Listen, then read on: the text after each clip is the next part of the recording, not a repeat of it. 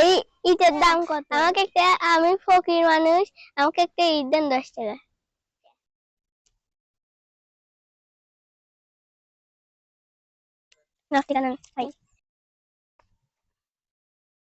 কাকা কাকা, হ্যাঁ কাকা, এই ইট কি দান করলে আল্লাহকে আমাকে সওয়াব দিবেনি? মসজিদে দান করবে, আহা, আল্লাহ তো কবুল করবে। তোমাকে এই ইটের বিনিময়ে রাসূল সাল্লাল্লাহু আলাইহি ওয়াসাল্লাম বলেছেন, কেউ যদি মসজিদে একটি ইট দান করে, সেই একটি ইটের দানের বিনিময়ে সে জান্নাতে একটি বাড়ি তার নামে তৈরি হবে। মসজিদে একটা ইট দান করছি, আল্লাহ যেন এটা কবুল করে। ইনশাআল্লাহ তোমার দান আল্লাহ অবশ্যই কবুল করবে। আচ্ছা ঠিক আছে, যাও তুমি।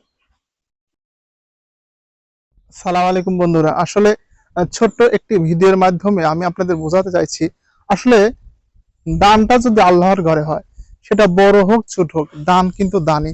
এই যে ছোট্ট একটা শিশু আল্লাহর ঘরে একটি ঈদ দান করলো, আসুন আমরা যে যা পারি নিজের সামর্থ্য অনুযায়ী মসজিদে দান করি। মসজিদ তো একমাত্র আল্লাহরই ঘর।